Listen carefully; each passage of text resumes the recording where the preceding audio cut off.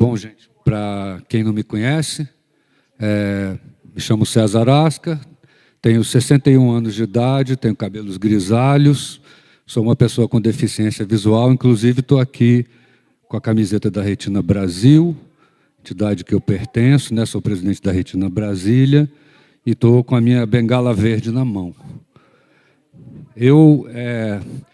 Como é uma apresentação de slide que eu mesmo montei, e eu tenho os slides de cor, eu aqui de perto vou conseguir identificar algumas imagens, mas aí a Lorena vai me ajudando também, lendo, tá, Lorena, os textos. E o tema é Vamos Falar sobre Protagonismo. Eu até pensei em botar uma interrogação no final, mas não muda o sentido, não. Essa palestra eu falo da minha vivência enquanto pessoa com deficiência, o significado do nada sobre nós sem nós, para mim, né, para os meus colegas, acho que vão se identificar muito com isso, e com a questão do protagonismo, né, que a gente tanto defende. E aí eu começo em 2005, quando eu fui aluno do CEDV, Centro de Ensino Especial de Deficientes Visuais. Aqui, Helena, Igor, Candice, né? Todos nós passamos por ali, e tem um significado muito especial para mim, a minha passagem nessa escola em 2005. Eu era uma pessoa com deficiência visual já há mais de 13 anos, e eu não tinha autonomia nenhuma, eu não saía de casa, né? E aí, conversando com a minha psicóloga, eu entendi que aquela escola atendia adultos, que eu não sabia. E ela falou, na próxima consulta eu te passo o telefone da escola.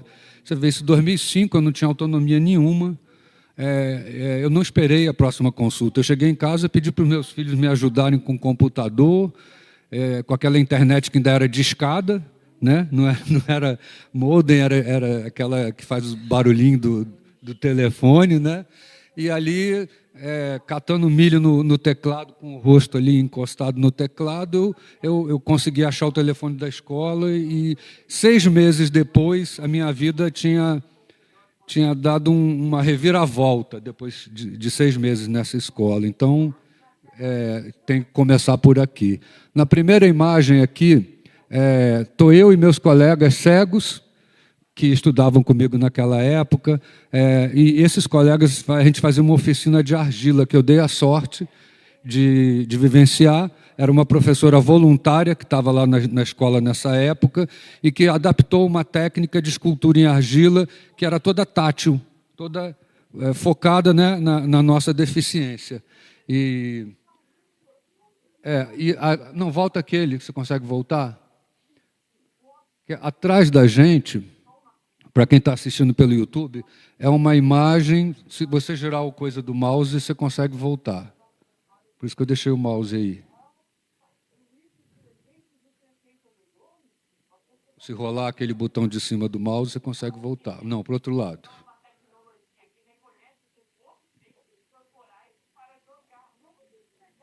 Você está indo para frente, eu acho. Gira o coisa para o outro lado.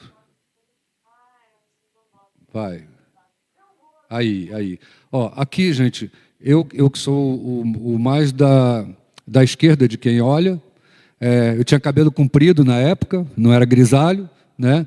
E atrás da gente, estão os meus colegas aqui, atrás da gente, um painel de mosaico bem grande, quase um outdoor, que a gente fez, nós os deficientes visuais, para ser a placa da escola. Infelizmente deteriorou, nunca foi utilizado. Por isso que eu queria voltar, porque a gente está falando de protagonismo, né? Nessa escola, pode passar. Aqui está a gente construindo o painel, né? A mão da gente ali mexendo com argamassa, com os cacos de cerâmica, pode passar. Aqui as esculturas do Flávio, meu colega, um daqueles que aparece na imagem, na primeira imagem, né? E nessa época, gente, eu não só aprendi a usar o DOSVox, aqui foi citado o DOSVox hoje, ontem, né? Eu aprendi a usar computador pelo DOSVox, eu aprendi a usar a bengala, lupa, né? Eu tenho resíduo de visão, na época enxergava até um pouco mais, mas eu aprendi muito até sobre o que é ser pessoa com deficiência, nessa convivência com os meus pares, com os meus colegas. E aqui a gente está falando de educação, e por isso eu queria parar um pouquinho nesse conteúdo da convivência, né? Porque a gente ouve falar tanto quando se fala em educação inclusiva, inclusão, e aí tem pessoas, inclusive, que são enfáticas em colocar que a nossa convivência é uma segregação, que um espaço como o CEDV, que fez a minha vida dar um salto de qualidade imensurável, é um espaço de segregação.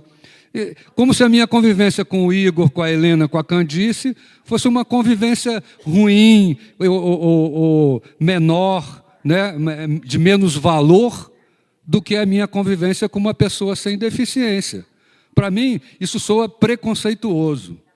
A minha convivência com os meus pares, para mim, foi importante para a minha autoaceitação, para a minha identidade, para ser a pessoa que eu sou hoje, com a autonomia que eu tenho hoje. Eu não aprendi naquela escola só os conteúdos que a escola me oferecia. Eu aprendi com os meus colegas. E aprendo até hoje. A gente, inclusive, necessita dessa convivência. Então, assim, para aqueles que acreditam nesse discurso de que a nossa convivência é uma forma de segregação, eu peço que pare e reflita. E pergunte, inclusive, para as pessoas com deficiência, se elas não sentem essa necessidade, eu pelo menos sinto, de conviver com os colegas de deficiência. Conviver com a pessoa sem deficiência, eu convivo todo dia, em todos os lugares. Na minha casa, minha família não tem, minha mulher, minha filha, não tem deficiência visual. Meus filhos, né? Meus pais não tinham deficiência visual, né? As pessoas, meu vizinho, o porteiro, não tem deficiência visual. Então, essa convivência com as outras pessoas é algo que eu já tenho, não preciso que me seja ofertado como se fosse uma benesse, né? E quando a gente fala de educação, mais ainda, o que a gente busca numa escola é conteúdo, é educação, é aprendizado, né? E eu encontrei nesse local. Pode passar aí, por favor. Aqui são esculturas minhas, viu, gente? Essa aqui se quebrou, que era um São Jorge. Essa eu fazia paralelo ao que eu aprendia na oficina. A professora falou, leva um pouco de argila em casa e vai construindo lá o que você, experimentando, o que você conseguir. E foi uma escultura que eu fui construindo em etapas, escorando para que ela não...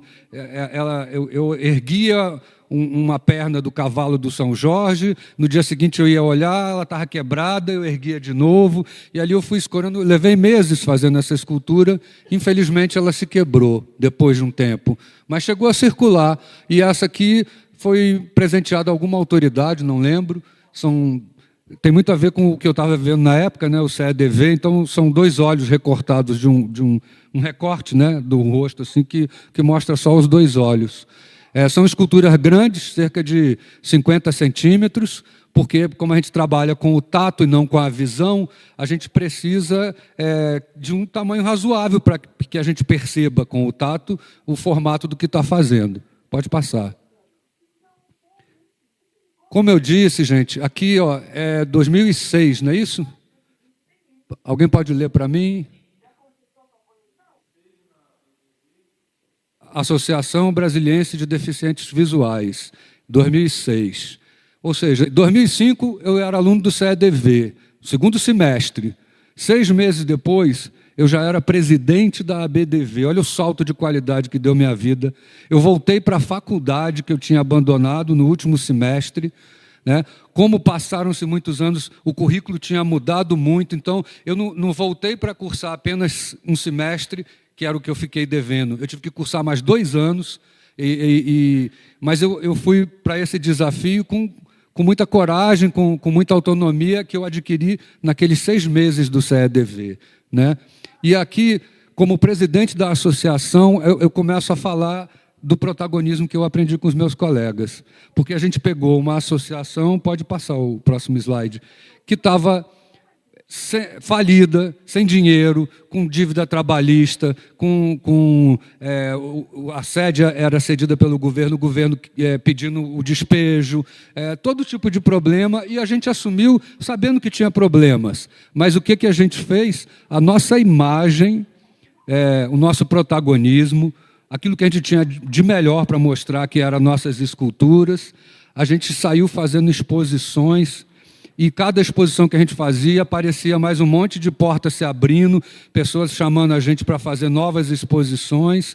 E era a gente mesmo que carregava essas esculturas, botava na Kombi da associação, o motorista nos levava, a gente mesmo montava a exposição e chamava os colegas que eram músicos para também se apresentar. E aquilo ergueu a imagem da associação através da nossa autoimagem, do nosso talento, do nosso protagonismo. Pode passar, por favor. Essas imagens, gente, para quem não enxerga, eram imagens de exposições em shopping, teatro nacional, galerias importantes da cidade. Chegamos até a ser convidados para fora do Brasil. Meu colega, eu não fui na época, mas meu colega foi nos representando a Doha, no Catar, fazer oficina de argila para os cegos do Catar, ensinando a nossa técnica e dando palestra lá em nome da associação. Aqui tem um texto, pode ler para mim, por favor? 2009. Eu estou dando um salto, porque assim, aconteceu muita coisa na associação que eu teria prazer de contar, mas para poder fazer um resumo, né? 2009, Conselho de Direitos Humanos, não é isso que está no texto? Eu entrei para o Conselho de Direitos Humanos. Eu já entendia que a nossa luta pela convivência com os meus colegas, era uma luta de direitos humanos. A gente vê pessoas falando isso hoje como se fosse uma grande descoberta, uma grande novidade, né? Isso a gente já entendeu lá atrás. E não foi fácil, não, gente. Na primeira eleição para o Conselho, eu tive 4 mandatos no Conselho de Direitos Humanos do DF. Na minha primeira eleição, a gente mobilizou mais de 40 cegos para participar da conferência. A eleição no Conselho de Direitos Humanos aqui do DF, ela se dá na conferência. Os participantes da conferência, que acontece de 2 em 2 anos, eles é que elegem os conselheiros, né? Então, você, além de ir para lá e com a vontade de se candidatar, de participar, você tem que levar pessoas que te elejam, né? Então, a nossa presença numa conferência que tinha cerca de 300 pessoas era de mais de 40 cegos. Então, a gente tinha uma porcentagem grande de participação naquela conferência. Aí se fez um acordo ali para se montar uma chapa onde todos os segmentos estivessem representados. Um representante do movimento LGBT, um representante do movimento racial, outro da pessoa com deficiência, etc. Que eu conheça, era a primeira vez que o movimento de pessoas com deficiência teve representante naquele formal, né? Que se mobilizou e foi para lá para ocupar espaço, né? E aí a gente fez aquele acordo, combinamos, tudo certo. Na hora que apresentaram a chapa, não estava o meu nome. Todos nós nos mobilizamos e fomos para lá porque era um consenso que eu ia ser o representante dentro do conselho. Apareceu uma outra pessoa cega que não fazia parte daquele grupo e o nome dele lá na lista como se fosse nosso representante. E ali eu tive que pegar o microfone, ameaçar, dizer que ia para a imprensa, que ia denunciar que estava sendo discriminado dentro de uma conferência de direitos humanos. E aí, rapidamente, se corrigiu a lista, se trocou membros da mesa e a gente entrou para o conselho. Daí para frente, toda vez que eu concorri, fui eleito. Hoje, o Igor Carvalho aqui é o nosso representante no Conselho de Direitos Humanos, pode falar mais, né, de como é a nossa convivência lá dentro hoje. Mas para entrar foi chutando a porta. Para entrar foi chutando a porta. Candice também, né? Pois é. Aí aqui aparece, olha, acho que é o Lúcio Piantino. Nessa época eu conheci artista plástico também, com síndrome de Down, Aqui os outros eu não sei muito bem, mas são imagens da gente fazendo manifestação na rua. Aqui a gente já começou a ir para a rua, reivindicar, mesmo que pequenos grupos, parar o trânsito, chamar a atenção. Desde 2005, gente, que eu ouço meus colegas defendendo a construção de uma nova escola para o Centro de Ensino Especial, CEDV. Já se passaram 20 anos. E a gente continua carregando essa mesma reivindicação. Então, assim, quem está começando na militância hoje, não desanime, não. Protagonismo, militância, defesa de direitos, advocacy, é isso, gente, é luta constante, tá sempre buscando aquilo que nos une na luta, né? Separar, empurrar para debaixo do tapete as nossas diferenças e botar para cima dele o que nos une e seguir em frente. Pode passar, por favor? Aqui, o pacotão, não é isso? O pacotão, 2000 e... esse ano aqui eu não tenho muita certeza se foi 2012 ou 2011, gente, porque às vezes o arquivo salvo no meu computador, lá no HD externo, ele está com uma data e pode ser que seja a data que foi salvo e não a data exata, né? Mas se não foi, foi 2011, 2012. O que acontece? A gente... lá na associação, na BDV, a gente começou a fazer festas cotidianamente. Toda data comemorativa era pretexto, festa junina, festa de final de ano, para a gente fazer uma festa com a preocupação de fazer uma festa acessível para as pessoas cegas.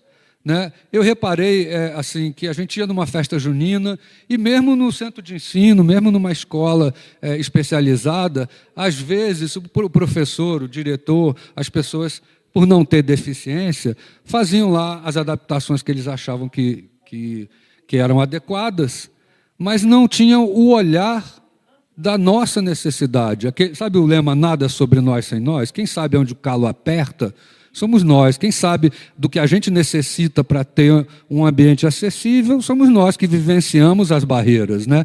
Então, a gente fazia festa, a própria disposição das mesas numa festa junina era simétrica, transversal às barracas, com um corredor largo no meio, para que as pessoas identificassem, são 2 fileiras de mesa à esquerda, 2 fileiras de mesa à direita, as barracas no fundo, o palco na tua frente. Eu fazia essa audiodescrição do ambiente para as pessoas, para que elas se localizassem. Aí a gente esticava uma corda da pilastra da varanda até a porta do banheiro, para que servisse de um corrimão, para que ela chegasse no banheiro. As fichinhas eram em braille, entende? Então, tudo isso a gente discutia entre nós, pessoas cegas, qual eram as adequações, como que a gente ia solucionar aquelas barreiras para que a festa fosse o mais aconchegante possível.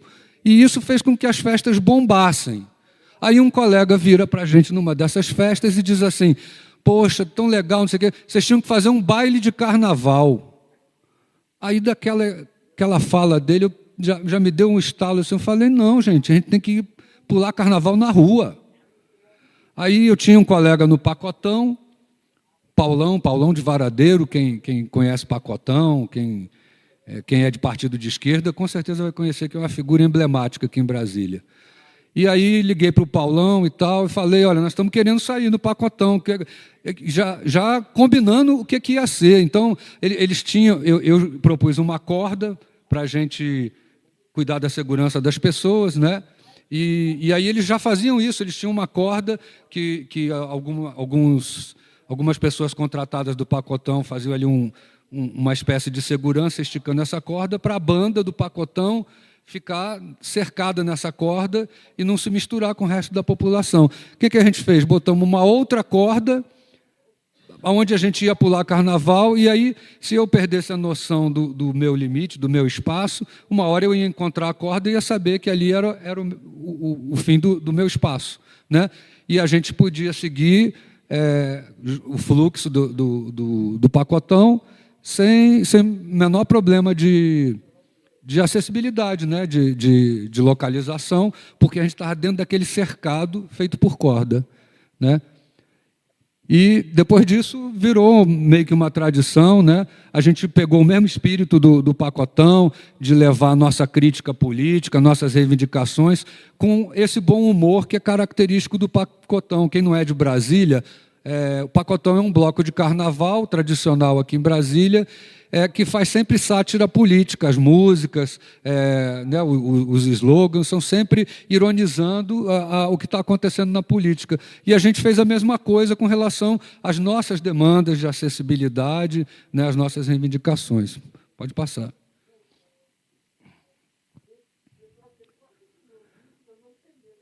21 de setembro de 2013. Sim.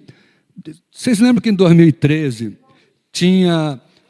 começou a ter umas manifestações grandes, que as pessoas se organizavam pelas redes sociais. Na época, a rede social era Facebook. Acho que a gente não tinha o WhatsApp ainda, né? Ou se tinha, ainda era meio embrionário. Mas, assim, começou aquelas manifestações da Copa das Confederações, as pessoas reclamando, tinha que ter mais hospital, menos estádio, não sei o quê. E aí a gente tinha... Nós, os cegos, a gente tinha uma rede que era nacional de discussão através do Gmail, os grupos de discussão do Gmail. Alguns aqui, Lucas, Candice, deve... isso mesmo. Google Groups. Por ali a gente conversava e tal, né? Mas o embrião foi isso aqui, ó, 2013. Eu falei para o pessoal, gente, nós temos que ir para a rua. Temos que fazer manifestação de rua. Olha, já tínhamos feito pacotão, já tínhamos festa acessível, né? A gente já lutava pela construção da nova escola. Sempre muito entre nós, sempre nos unindo, lutando, defendendo a própria escola, a própria entidade, que era a BDV, né? que teve a beira de fechar e nós não deixamos. Né? Então, aí, pode passar. Aí... eu falei, vamos para a rua e tal. Eu tinha uma caixa de som, na época era importada, a bateria, não era comum ter caixa de som grande, a bateria. E com microfone, a gente pegou, compramos uma corda grande, né, fizemos nossa mobilização aqui de Brasília. Alguns colegas de Goiânia vieram, por causa desse Google Groups aí, que a gente discutia, e fizemos a nossa primeira manifestação. Saímos lá do Museu da República até o Congresso Nacional, com um documento para ser entregue. Tem aí imagens da gente seguindo, eu daqui não vou conseguir descrever, mas eu sei que são imagens da gente no Museu da República e na frente do Congresso e talvez no caminho, com essa corda, enfileirando as pessoas para que elas pudessem seguir em segurança. Eu, na época, a minha baixa visão era um pouco melhor, principalmente para andar na rua, então eu ia puxando a corda na frente e eu não lembro se o motorista ou a secretária da BDV, que era só esses dois funcionários que a gente tinha, ia esticando a corda atrás, né? E o outro ficava circulando, né? Um me ajudando a esticar a corda para as pessoas seguirem segurando nessa corda, como se fosse um corrimão, e o outro funcionário circulando para me ajudar a administrar isso, né? E fizemos a nossa primeira manifestação. Avisamos para a imprensa, chamamos a imprensa, não sei a repercussão disso. Principalmente naquela época era muito difícil para a gente acessar o que saiu na imprensa e tal, mas assim, a ideia era o seguinte, nada sobre nós sem nós. Dia 21 de setembro, Dia Nacional de Luta da Pessoa com Deficiência. E o que acontecia? Era o Senado fazendo uma sessão solene para a gente ouvir o senador Renan Calheiros, a Xuxa, ou sei lá qual ator, artista famoso, falando de nós. E a gente falou, não, gente, nós é que temos que falar de nós é que temos que ir para a rua para a sociedade nos ouvir. Então, esse foi a primeira marcha das bengalas. Pode passar. Aí vem 3 de dezembro de 2013. Pode passar. Outra data significativa, né? Aí, através desse Google Groups, eu já conhecia o Bebeto Pires, que está nesse canto aqui da imagem, ele em cima do carro de som. Aí uma outra imagem é o carro de som e o pessoal em cima do carro de som. Acho que é isso. Esse pessoal ali em cima do carro de som é a banda Refrão de Mármore, porque esse carro de som, o Bebeto organizava uma vaquinha nacional pelo grupo do Google para a gente pagar um carro de som. Então, nessa segunda vez que a gente foi para a rua, a gente já foi com um carro de som grande, tipo trio elétrico, botamos uma banda de deficientes visuais tocando rock em cima do trio elétrico, gente andando embaixo, acho até que tinha menos do que na outra, né? Mas a gente conseguiu chamar a atenção, fomos até o Congresso, entregamos lá o nosso documento, chamamos a imprensa, como sempre, e se estava dando a visibilidade que a gente queria ou não, isso é um processo, gente. Você só vai ganhar a visibilidade se você fizer isso, né? E pelo menos a gente não estava ouvindo o que os outros têm a dizer sobre a nossa deficiência. A gente estava sendo ouvido, por mais ou por menos. Pelo menos quem passou na esplanada nos viu e chamamos a atenção, né? Pode passar. Aí aqui, 3 de dezembro de 2014. Eu dei um pulo aqui, porque teve outros momentos, mas eu estou resumindo uma história de 20 anos, né, gente? Então, essa aqui é muito importante. Pode passar o slide. O que acontece? Nesse 3 de dezembro de 2014, estava lá a gente de novo com o trio elétrico, na esplanada novamente, com a marcha das bengalas. Só que estava acontecendo... Passa mais um slide, por favor. Estava acontecendo... na política nacional, uma tentativa de fechar os centros de ensino. Mais uma, né? Porque nesse processo aí houve outras, né? Houve momentos em que o pessoal no Rio de Janeiro se mobilizou para defender o Benjamin Constant, e o Instituto dos Surdos, né?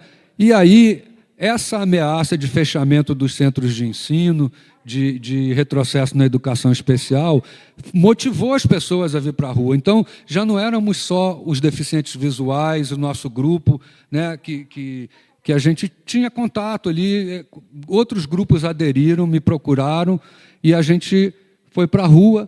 Segundo as autoridades aqui da segurança pública, pode passar mais um slide. Esse que estava projetado, parece faixas ali com os dizeres da época, né, que mostram esse contexto que eu citei, né? Esse outro já mostra aqui as pessoas no Museu da República se aglomerando, a gente em cima do carro de som. Pode passar. Segundo as autoridades da segurança pública, nesse evento nós tivemos mais de 3.000 pessoas na esplanada. Aqui tem 2 imagens, mas a próxima vai mostrar isso melhor. Pode passar, por favor. Aqui mostra, gente, uma imagem do eixo monumental, e você vê as pessoas ocupando 2 faixas da pista, eu acho, e perdendo de vista em direção ao Congresso. Assim, dá para ver que realmente se era 3.000, se era 2.000, isso não importa. Foi a maior manifestação de pessoas com deficiência que eu tenho conhecimento. E eu vivi isso, eu estava lá, Candice acho que estava também, né? Helena... o Bebeto junto com a gente no carro de som. Passa aí mais um, por favor. Então, gente, aqui imagens da gente, né, os colegas deficientes visuais caminhando, a gente dentro do Congresso. Chegamos lá, os parlamentares nos botaram para dentro, botou um grupo, quem vai representar vocês lá dentro? Aí elegeram ali eu e mais alguns colegas, e os parlamentares nos botaram dentro do plenário, tá, a gente ao lado da Mara Gabrilli, né? Dali a gente saiu em direção ao MEC, entregou o documento lá no MEC também, né? Pode passar, por favor. E aí vem 21 de setembro de 2024, agora, ano passado. Passa aí, por favor. O que acontece? Eu estava falando num evento nosso, organizado por 4 entidades, a BDV, a Retina Brasília, que eu sou presidente, a BDV aqui da Helena Rita, a Mavi Raras, da Lauda, que é de doenças raras, né? E aquele grupo, os eficientes, que é um pessoal que tem deficiência física, que é artesão, que é um pessoal bem para cima, né? Gosto muito deles. A gente se organizou para, no dia 21 de setembro, fazer um evento nosso, né? Nessa mesma linha do protagonismo. Não, vamos reunir o nosso pessoal, fazer palestras, ao invés de ir para algum órgão público ouvir a autoridade. E lá, a minha palestra, eu falei dessas manifestações, as mesmas que eu contei aqui para vocês. E aí o pessoal falou, poxa, a gente tem que fazer isso de novo. Aí me deu aquele estalo de novo, assim, eu pensei, gente, o momento é propício. Está na hora da gente fazer isso de novo. E aí já combinamos, né, 21 de setembro, a gente ali reunido, já combinamos que 3 de dezembro a gente ia voltar para a rua. E começamos a nos organizar. Pode passar aí. Aí, 3 de dezembro, aqui ainda é do dia 21, né? A Helena Rita dando palestra, o pessoal ali assistindo, aqui acho que é a Lauda no meio, né? Até agora imagens desse encontro nosso, que foi lá no Mundo Raro, ali na 106 Sul, né? No Espaço Mundo Raro. Pode passar. Aí, 3 de dezembro de 2024, né? A gente combinou que ia fazer uma manifestação, pode passar.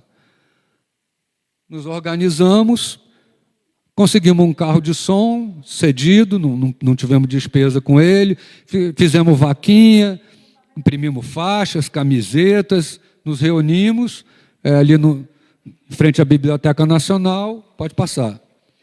E seguimos até o Congresso, elaboramos um documento que a gente discutiu nesse período ali até a chegada do dia 3, um manifesto para entregar no Congresso Nacional. Aqui tem imagens da manifestação, a gente no eixo monumental, pode passar. E aqui imagens da manifestação e já alguma imagem interna, a gente com o senador Romário, a gente chegando no Congresso Nacional, em frente ao Congresso, né, naquele gramado assim, com o prédio ao fundo, reunimos, não sei, cerca de 300 pessoas. Só que esse movimento que começou em setembro do ano passado, 21 de setembro, né, final de setembro do ano passado, com 4 entidades aqui locais, ele veio ganhando adesão até 3 de dezembro. Quando a gente chegou nessa marcha aqui, discutindo o manifesto ali pelos grupos de WhatsApp e nos organizando, fazendo a vaquinha, cuidando da burocracia para o carro de som poder trilhar, para a polícia fazer a segurança e a gente poder caminhar no eixo monumental. Todo esse processo que dá trabalho, fomos ganhando adesão. Então, hoje aqui, por exemplo, está a vice-presidente da FENAPESTALOSE, a Edna está aqui com a gente, né, que faz parte desse movimento, a Retina Brasil, que eu faço parte, né, e tantas outras organizações nacionais, não só as locais, e locais, mas não de Brasília, que aderiram, né, de doenças raras e de pessoas com deficiência. Num total ali de 80 e tantas organizações. Nesse 3 de dezembro, assinavam a carta, manifesto, mais de 80 organizações. Pode passar. OAB, o Gerson estava presente, caminhando com a gente. Exatamente. E aqui aparecem mais imagens internas, a gente com o senador Flávio Arnes, aqui a outra, acho que com o Paim, não sei. Aí quem puder reconhecer, com o senador Paim, acho que é isso, né? A gente entregando, mostrando a camiseta, a gente entregando o manifesto. Para vocês terem uma ideia, antes da marcha acontecer, os senadores, principalmente esses que são mais engajados com a nossa causa, já estavam na expectativa de nos receber. O senador Romário fez postagem na rede social dele, falando olha, vai acontecer no dia 3 de dezembro uma marcha importante em Brasília. Ele falando antes.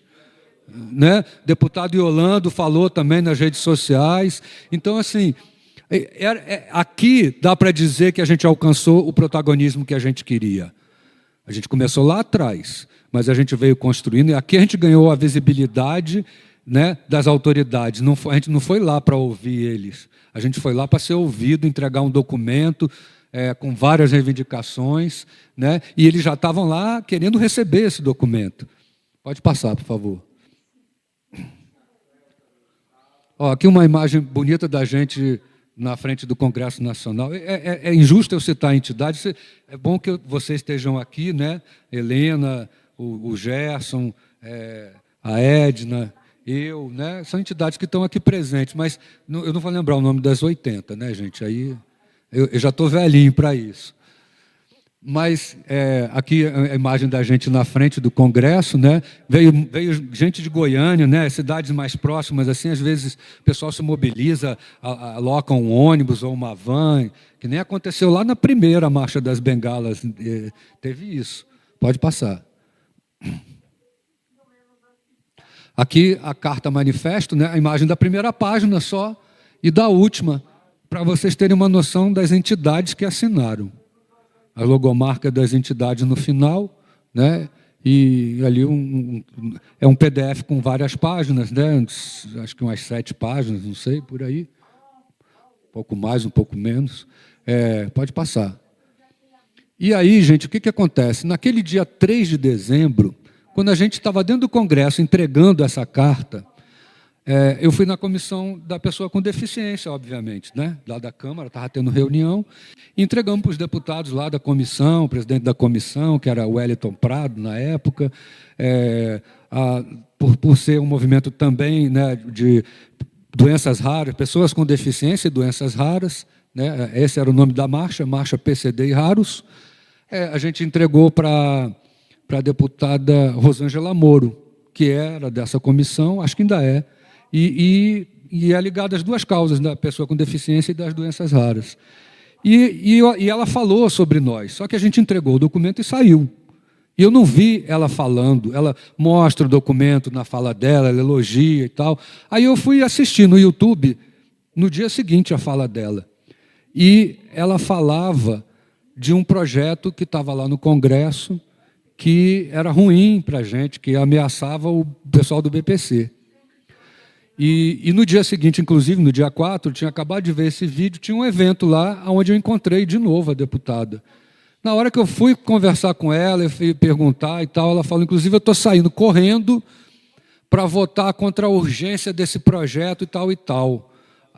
4.614.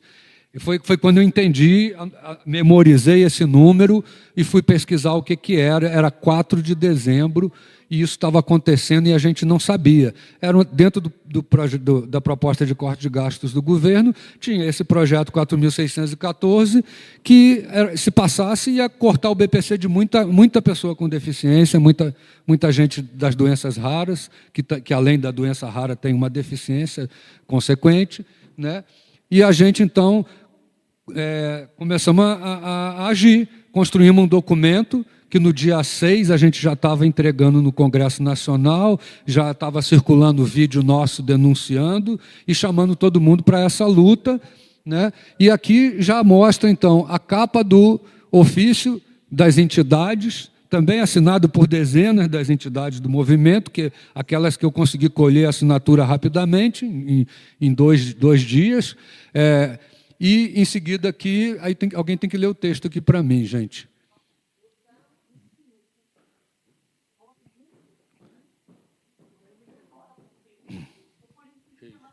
Lutamos pela derrubada do PL 4.614, depois contra o veto 38, encaminhamos ofício para a ANAC.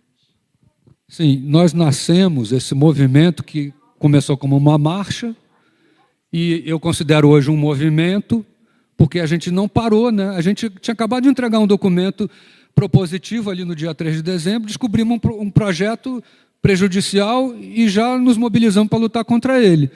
E de lá para cá, já nos mobilizamos também para derrubar o veto 38 e derrubamos, né?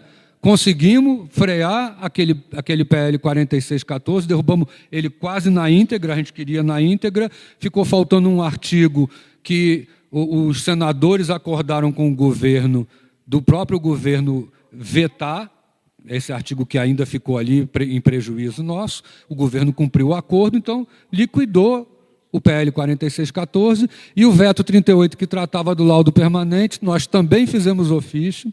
Quem acompanha o movimento PCD e Raros sabe, a gente ficou desde fevereiro o documento já estava pronto, a gente esperou o Congresso reabrir e saímos visitando todos os gabinetes da Câmara, quase todos os gabinetes do Senado, conversamos com todos os líderes, inclusive com membros da mesa da Câmara, o presidente da Câmara, assim, de ficar praticamente acampado dentro do Congresso, sempre um grupo pequeno, quem aceita, quem pode, quem consegue, né?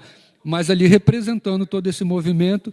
E então, assim, ó, já falamos aqui do manifesto, mais 2 documentos e um terceiro que não aparece na imagem, que a gente aproveitou essa proposta que está em discussão em consulta pública da ANAC e fizemos um documento propositivo também para a ANAC, um documento de 80 e poucas páginas, propondo modificações na resolução que está em consulta pública para que ela nos contemple melhor, né? Também assinado por dezenas de entidades que compõem o movimento. E aí, gente, hoje já são mais de 100 entidades, a gente não tem como aguardar que todo mundo nos responda quando a gente pergunta se assina junto, se subscreve, a gente delimita um prazo, mas sempre são muito expressivas as assinaturas, né? Sempre de 40 assinaturas para mais, sempre organizações nacionais e locais assinando, né? Todas entidades conhecidas, representativas. Pode passar. Aqui, imagens da derrubada do veto 38, não é isso? Esse eu sei de cor porque eu acrescentei o slide ontem. Então, não precisa nem ler, que eu sei o que é. Pode passar. A gente dentro do plenário, né, para quem precisa da audiodescrição, a gente no Salão Verde, ao lado da senadora Mara Gabrilli, senadora Damares, são imagens mais ou menos, acho que é isso. Pode passar aí, acho que vai ser o último agora.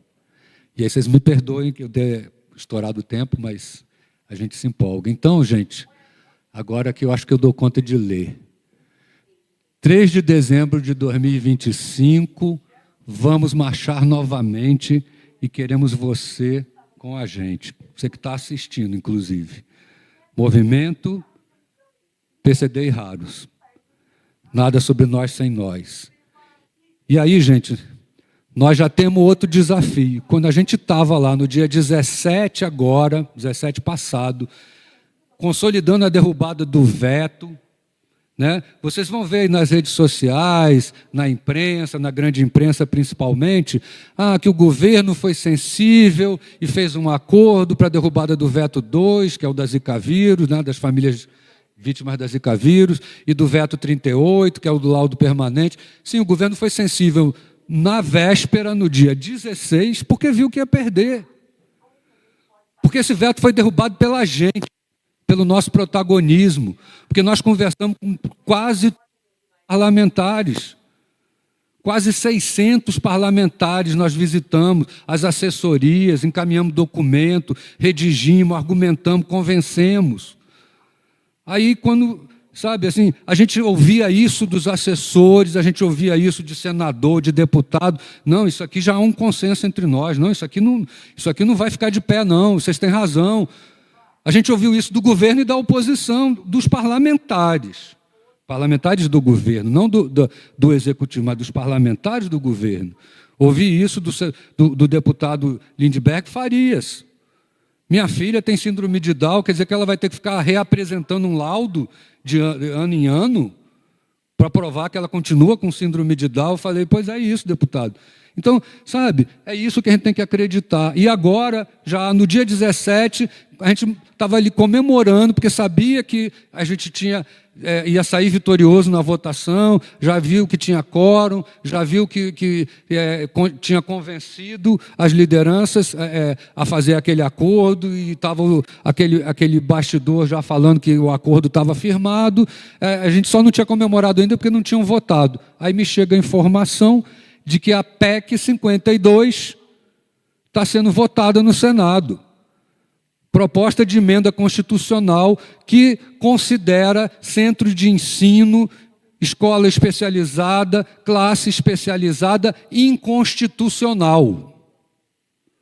Dá para entender o retrocesso que a gente vai viver a partir daí? Não, porque agora toda escola tem que ser inclusiva. Olha, eu ouço falar isso há mais de 20 anos, só eu. Vocês, que já tinham deficiência há mais tempo, que já estavam no movimento há mais tempo, porque eu comecei a ser uma pessoa do movimento em 2005. Eu já tinha deficiência, mas eu não convivia com os meus colegas. Então, a partir de 2005, 20 anos, eu já ouço esse discurso de que toda escola... Por que não é ainda? Por que nesses 20 anos não tornaram as escolas inclusivas realmente inclusivas? Ah, porque o importante é a convivência. Sim, é importante a convivência, sim, mas a minha convivência com as outras pessoas é um direito natural que eu tenho, não preciso de ninguém me conceder isso, não. É preconceituoso quando alguém fala como se estivesse me concedendo esse direito. Esse direito eu já tenho. É criminoso se alguém me negar o direito de entrar aqui e conviver com os outros. Isso não tinha nem que estar em discussão. O que a gente está falando aqui é do direito à educação com equidade. E se hoje uma escola oferece, para mim pouco interessa se o nome dela é centro de ensino, é escola especializada, é APAE, é Pestalozzi, ou é a igreja, não sei das quantas. Se lá vai ter braille, vai ter libras, vai ter acessibilidade no conteúdo, essa escola me interessa. Se não tem, não adianta botar o nome de inclusiva. Porque conviver, eu também convivo com um bandido que bate a minha carteira, esse tipo de convivência eu não quero, não. Conviver, a criança também convive com a outra que faz bullying com ela. Esse tipo de convivência não nos interessa. A gente quer equidade, a gente quer educação de verdade. Essa PEC 52, quando foi apresentada, várias entidades nossas, eu estava como conselheiro do CONAD, assinaram uma carta que a gente entregou lá, um ofício, uma carta de repúdio. E a gente pensou que tinha enterrado isso. É uma proposta indecente.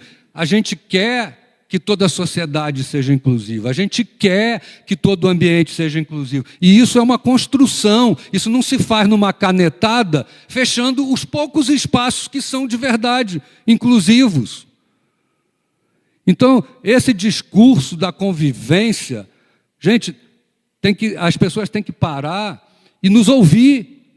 Quem está no meio acadêmico repetindo um discurso acadêmico que fala nessa inclusão só conceitual, para e ouça as pessoas com deficiência. O que é inclusão para mim, que sou cego? O que é inclusão para a Candice, para o Igor? O que é inclusão para a gente? É estar dentro do mesmo espaço? Não adianta eu estar no cinema e não ter audiodescrição, isso não é inclusão. Não adianta eu estar dentro da escola e não ter braille.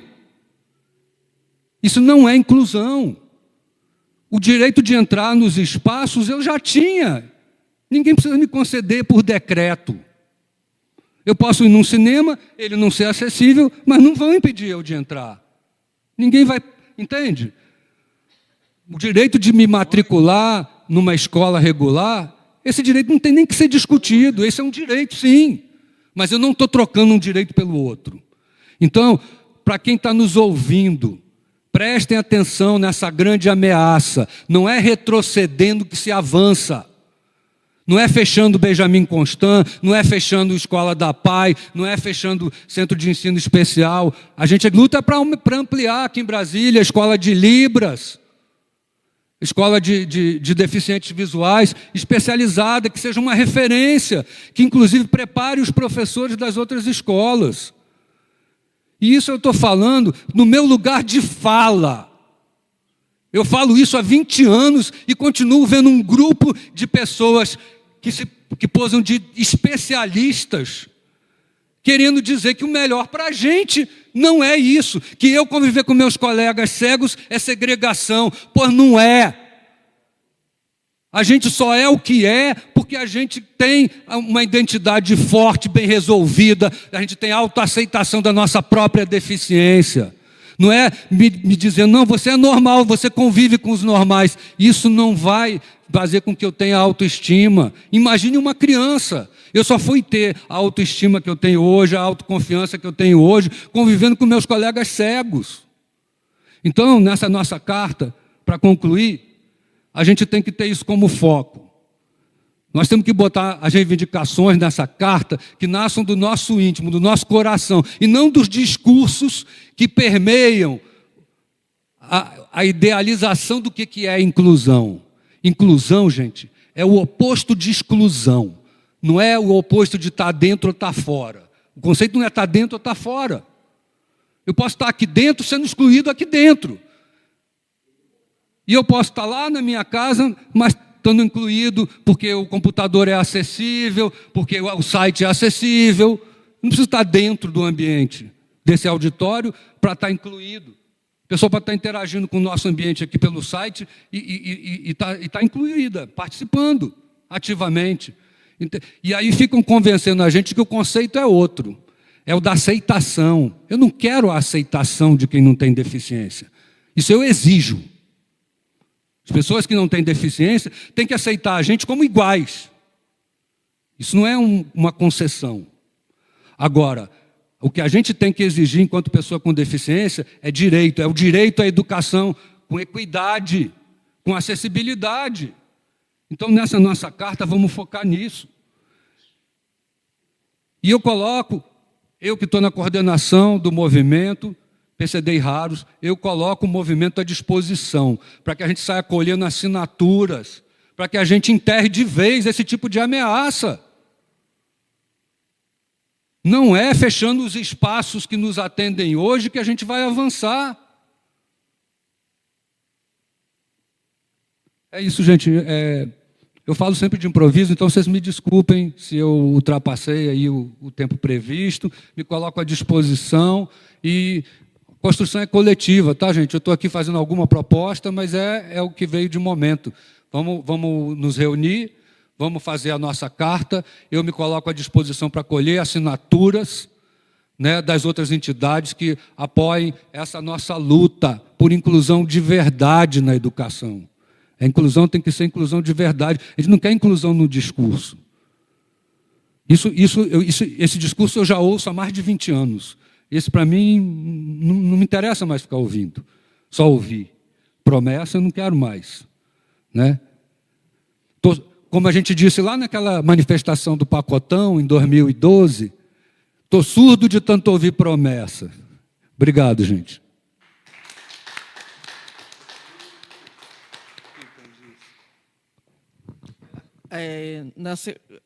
Parabéns pela sua apresentação, pela sua convocação. Excelente palestra e convocação, porque aqui o fórum é realmente provocativo para a gente seguir em frente. Eu gostaria aqui eu não aceito mais ninguém falar que pede desculpa porque ultrapassou o tempo, porque todo mundo ultrapassou, inclusive